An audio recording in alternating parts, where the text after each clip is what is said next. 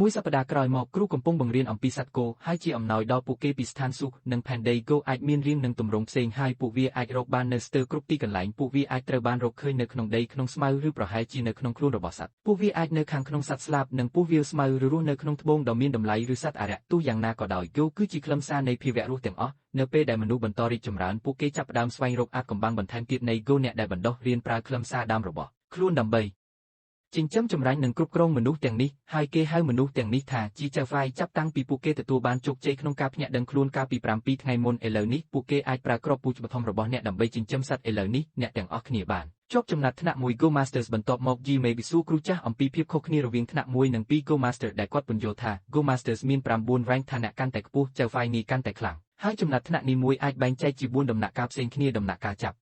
់ផ្ដើមដំណាក់កាលកណ្ដាលដំណាក់កាលចុងនិងដំណាក់កាលកំពូលហើយជាក់ស្ដែងសមត្ថភាពរបស់អ្នកកាន់តែខ្ពស់ឱកាសកាន់តែល្អដែលអ្នកទទួលបានក្នុងការឡើងចំណាត់ថ្នាក់សម្រាប់ទេពកោសល្យថ្នាក់ទី4បឋមរបស់អ្នកនឹងបំពេញបានត្រឹមតែ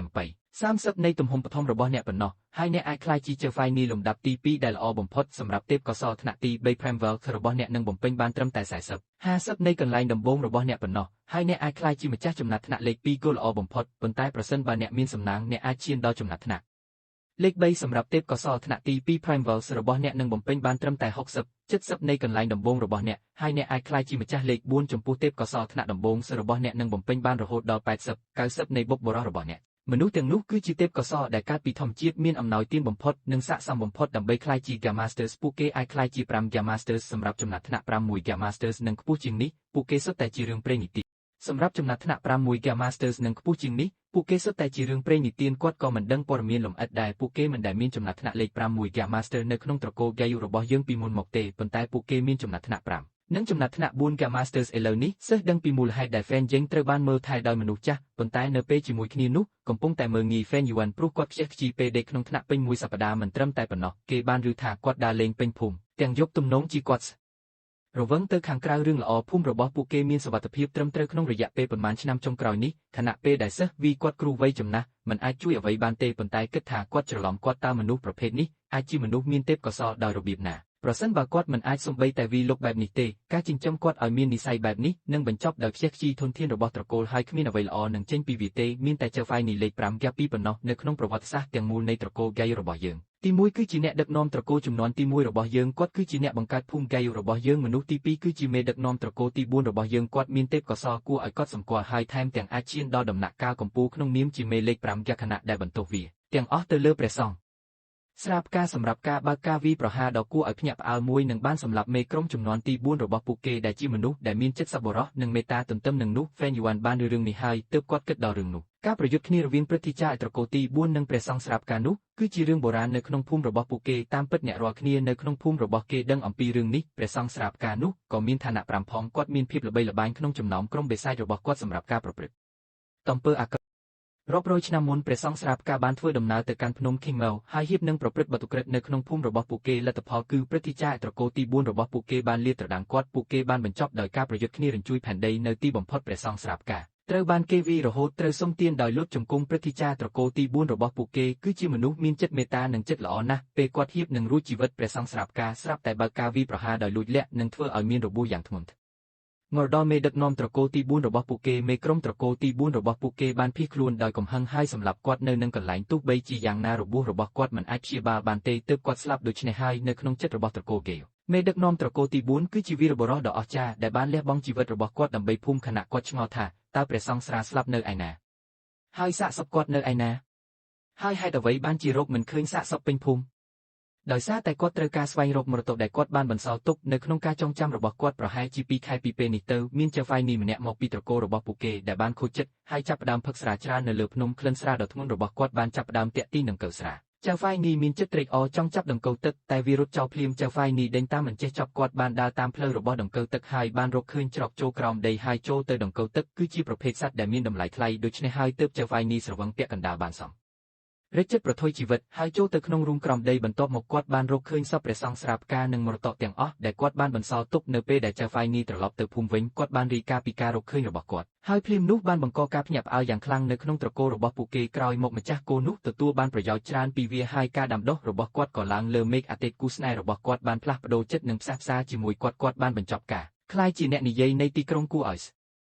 គួរឲ្យស្ដាយគាត់គ្រាន់តែរឿងខ្លះពីអ្នកដទៃប៉ុណ្ណោះគាត់នៅមិនទាន់ដឹងទីតាំងច្បាស់លាស់នៃរូងភ្នំនោះទេហើយថ្ងៃនេះគាត់បានទិញស្រាជាច្រើនហើយស្រវឹងនៅពេលយប់ដើម្បីតាក់ទាញដង្កូវទឹកទាំងនោះប៉ុន្តែរហូតមកដល់ពេលនេះគ្មានការប៉ុនប៉ងណាមួយរបស់គាត់បានសម្រេចនោះទេប្រសិនបើគាត់អាចរកឃើញតែដង្កូវស្រានោះហើយចម្រាញ់វាជាសត្វដង្កូវដ៏សំខាន់របស់គាត់នោះនឹងប្រសើរជាងសត្វដង្កូវនាងនៃត្រកូលរបស់ពួកគេទៅទៀតក្នុងមួយប៉ព្រិចភ្នែកវាជាខែមេសាហើយគាត់ដឹងថាមិនមានពេលច្រើនទេឥឡូវនេះគ្រូកំពុងបង្រៀនអំពីថ្មធំនិងអ្វីដែលមានដងឡៃរបស់វាហើយនៅពេលដែលថ្នាក់រៀនចប់អ្នកទាំងអស់គ្នានឹងទៅបន្ទប់គោរបស់សាលាដើម្បីរើសដង្កូវហ្វូហើយអ្នកដំបូងដែលបញ្ចប់ការនេះនឹងទទួលបានរង្វាន់ជាដុំថ្មខាងវិញ្ញាណចំនួន20បន្ទាប់មកសិស្សម្នាក់សួរគាត់ថាតើពួកគេប្រើគោដែលលើសពីឋានៈរបស់ពួកគេដែលគាត់ពន្យល់ថាសម្រាប់មនុស្សម្នាក់ដើម្បីប្រើគោកម្រិតខ្ពស់ពួកគេត្រូវតែបង់ថ្លៃយ៉ាងធ្ងន់ធ្ងរសម្រាប់វាមិនត្រឹមតែប៉ុណ្ណោះពួកគេនៅតែត្រូវការចិញ្ចឹមគោរបស់ពួកគេមេគោដែលមានចំណាត់ថ្នាក់ទាបជាងជារឿយមិនអាចទ្រទ្រង់ថ្លៃដើមខ្ពស់ក្នុងការផ្ដល់អាហារដល់គោកម្រិតខ្ពស់នោះទេដូច្នេះចៅហ្វាយនីគោថ្មីតែងតែជ្រើសរើសដង្កូវគោចំណាត់ថ្នាក់ទី1ជាគោចម្រាញ់ដំបូងរបស់ពួកគេលុះត្រាតែពួកគេមានកាលៈទេសៈពិសេសដូចគ្នានេះផងដែរគោដំបូងដែលគោ Master ចម្រាញ់នឹងក្លាយជាគោដ៏សំខាន់របស់ពួកគេ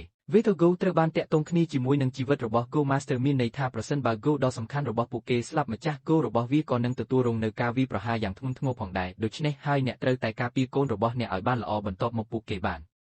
ចូលទៅកាន់បន្ទប់គូគោវាជីវេនរបស់ Fong Yuan ដើម្បីជ្រើសរើសមុនពេលដែលគាត់ចង់ទិញដង្កូវនាងស្រារបស់ Flower Wine Monk ធ្វើជាកាដូដ៏សំខាន់របស់គាត់ប៉ុន្តែគាត់នៅតែមិនទាន់រកឃើញសាកសពរបស់គាត់នៅឡើយដូច្នេះដើម្បីនៅខាងសុវត្ថិភាពខ្ញុំនឹងជ្រើសរើស Moonlight គូជា Moonlight គូគឺជាគោដែលពេញនិយមបំផុតនៅក្នុងត្រកូលរបស់ពួកគេមនុស្សភាគច្រើននឹងជ្រើសរើសយកនេះជាអាហារដ៏សំខាន់របស់ពួកគេ Moonlight គោទាំងនេះមិនមែនកើតមកពីធម្មជាតិទេពួកវាត្រូវបានផលិតដោយដៃដោយគូ Euclid របស់ពួកគេតាមរយៈបច្ចេកទេសសម្ងាត់វាមិនអាចរកបាននៅកន្លែងផ្សេងទេដូច្នេះហើយគេអាចនិយាយបានថាពន្លឺព្រះច័ន្ទនេះគឺជានិមិត្តសញ្ញានៃត្រកូលគោរបស់យើងអ្វីត្បិតតែពន្លឺព្រះច័ន្ទជារបស់ពិសេសនៃត្រកូលរបស់យើងក៏ដោយក៏ដង្កូវស៊ីស្រាដែរនៅតែមានប្រយោជន៍ជាងសម្រាប់ Go Master បន្ទាប់មកគាត់បានចូលទៅហាងទិញស្រា2កែវគាត់នឹងមិនមានថ្មខាងវិញ្ញាណគ្រប់គ្រាន់ដើម្បីទិញស្រានៅថ្ងៃស្អែកទេប៉ុន្តែដង្កូវរីនៅតែមិនទាន់បង្ហាញខ្លួននៅឡើយឥឡូវនេះខ្ញុំគិតថាពួកគេជាច្រើននៅផ្ទះព្យាយាមអស់ពីសមត្ថភាពដើម្បីកែលម្អ Go របស់ពួកគេហើយទទួលយករង្វាន់នោះប៉ុន្តែវាជាការអាណិតមួយការចម្រាញ់វត្ថុសំខាន់គឺជាការសាកល្បងសមត្ថភាពរបស់មនុស្សម្នាក់ទៀតអ្នកដែលមានជំនាញកាន់តែប្រសើរនឹងទទួលបានអត្ថប្រយោជន៍ទេពកោសល្យលំដាប់ទី3របស់គាត់នឹងមិនមានឱកាសឈ្នះទេប្រសិនបើគាត់មិនប្រើវិធីពិសេសណាមួយនោះគិតក្នុងចិត្តយ៉ាងជ្រៅស្រាប់តែបងប្រុសរបស់គាត់ទូរស័ព្ទមកប្រាប់គាត់ថាមីងនិងពូចង់ជួបហើយសុំឈប់ផឹកដូច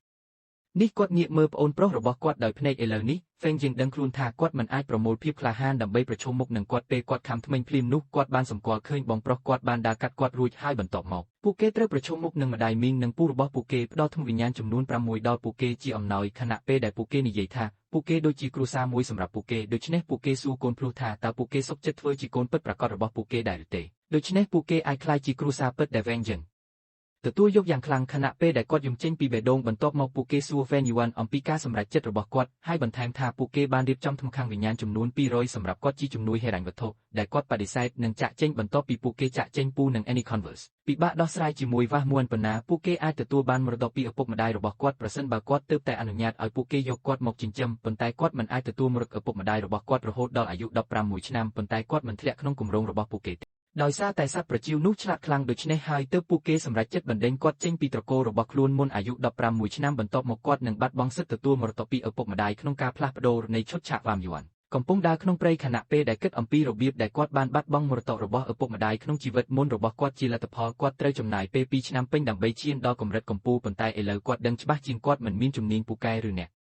ណែនាំទេគាត់អាចពឹងផ្អែកលើមរតករបស់ឪពុកម្ដាយរបស់គាត់តែប៉ុណ្ណោះដើម្បីជួយគាត់ឲ្យឆ្លងកាត់ដំណាក់កាលដំបូងនៃការដាំដុះគាត់នឹងមិនធ្វើកំហុសដែលម្ដងទៀតក្នុងជីវិតនេះទេគាត់នៅតែត្រូវស្វែងរកសាកសពព្រះសង្ឃនេះគួរតែជាការផ្ដោតសំខាន់របស់ខ្ញុំនៅពេលនេះទន្ទឹមនឹងនោះ Feng Jing កំពុងសិក្សាយ៉ាងស្វិតស្វាញដើម្បីទទួលបានចំណាត់ថ្នាក់លេខ1ក្នុងការចាត់ចែងនិងមិនធ្វើឲ្យឪពុកនិងម្ដាយថ្មីរបស់គាត់ខកចិត្តឡើយបន្ទាប់មកជឿបានបង្ហាញខ្លួននៅក្នុងបន្ទប់របស់គាត់ដោយណែនាំគាត់ឲ្យងូតទឹកព្រោះនាងបានរៀបចំទឹកក្តៅសម្រាប់គាត់ធ្វើគាត់មានទឹកមុខ3ថ្ងៃក្រោយមកគឺត្រូវបានកែលម្អគោរបស់គាត់នឹងវាបានកន្លះម៉ោងហើយគាត់បានប្រើសារធាតុបឋមខ្ពស់ជាងពាក់កណ្ដាលហើយនៅពេលនេះប៉ុន្តែគាត់អាចចម្រាញ់បានតែ1/10នៃពន្លឺព្រះច័ន្ទរបស់គាត់ប៉ុណ្ណោះវាមិនអាចទៅរួចទេក្នុងការយកកន្លែងដំបូងជាមួយនឹងល្បឿនបច្ចុប្បន្នរបស់គាត់រំពេចនោះឆ្វេបានបង្ហាញខ្លួននៅក្នុងបន្ទប់របស់គាត់ដោយនាំយកអាហារនិងស្រាមកឲ្យគាត់ហើយនិយាយថាភ្លៀងធ្លាក់អស់រយៈពេល3ថ្ងៃមកហើយបានណែនាំពួកគេឲ្យញ៉ាំអាហារនិងផឹកស្រាខ្លះដើម្បីបន្ធូរបន់ហើយបរិយាកាសដ៏ក្រៀមក្រំបែបនេះដូច្នេះហើយគាត់ក៏ឲ្យនាងចូលអង្គុយលើផ្លូវព្រោះយប់នេះនាងចង់ផឹកស្រាជាមួយចៅហ្វាយវ័យក្មេងហើយបន្ថែមថានាងតែងតែចូលចិត្តគាត់ទោះគាត់មានទេពកោសល្យបែបណាក៏ដោយក៏នាងនៅតែចង់នៅជាមួយគាត់ជារៀងរហូតខណៈនាងខ្សឹបដាក់ទៅជិតថា យប់នេះអ្នកបម្រើចង់ប្រគល់ខ្លួនប្រាណឲ្យគាត់ហើយស្នើឲ្យញ៉ាំស្រាឲ្យគាត់